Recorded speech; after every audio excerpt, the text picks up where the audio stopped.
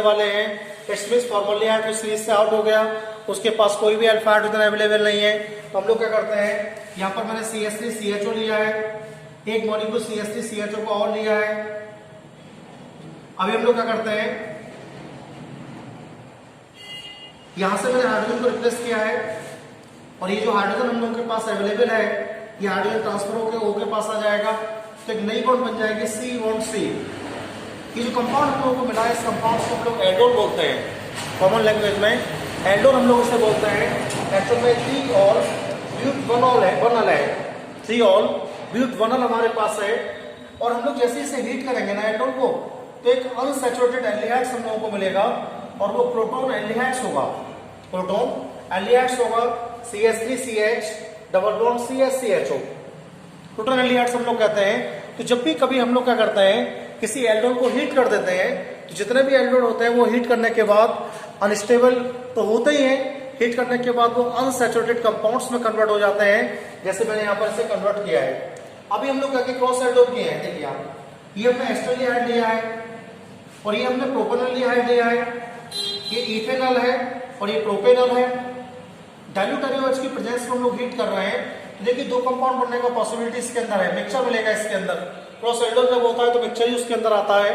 तो देखिए यहाँ पर जो है ये कंपाउंड एल्डोल है, 3-ऑल पे 1-ऑल एल्डोल बनेगा इसमें, या फिर ये पॉसिबिलिटी भी है इसके अंदर ऑब्लिक में कि ये कंपाउंड भी जनरेट हो सकती है CH3CHOH CH3CHO।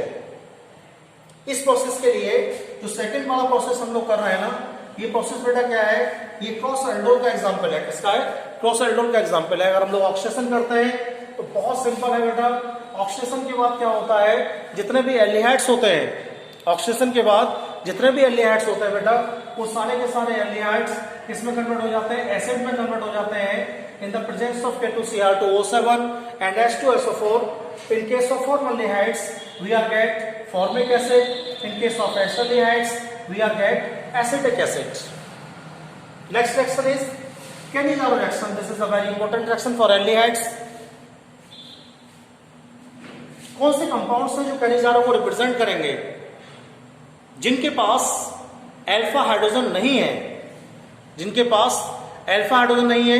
तो अगर मैं सिंपल एल्डिहाइड्स की बात करता हूं तो देखिए फॉर्मल्डिहाइड्स हमारे पास है HCHO, बेंजल्डिहाइड हमारे पास है रिंग CHO और CH3CHO।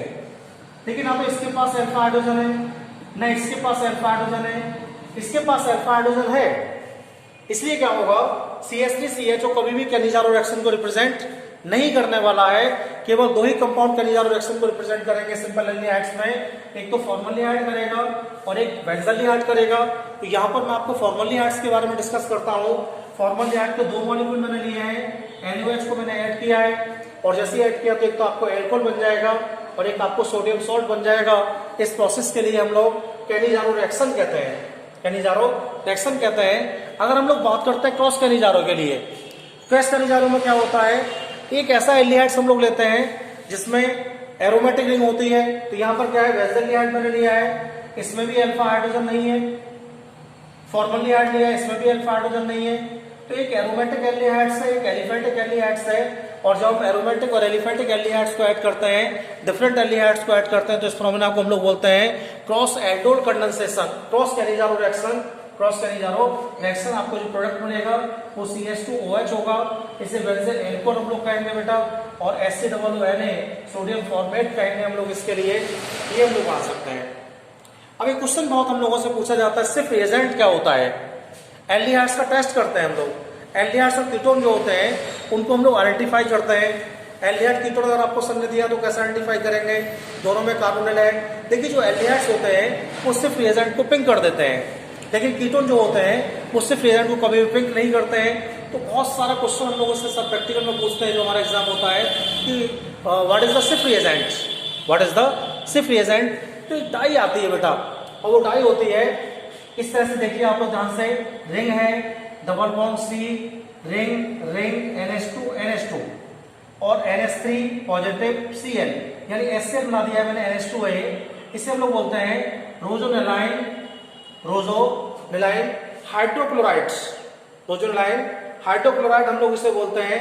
अगर हम लोग इसे सल्फर डाइऑक्साइड के सॉल्यूशन में मिला दें, अगर हम लोग इसे सल्फर डाइऑक्साइड के सॉल्यूशन में मिला देते हैं तो ये जो है सिर्फ रिएजेंट कहलाता है, ये जो है सिर्फ रिएजेंट कहलाता है।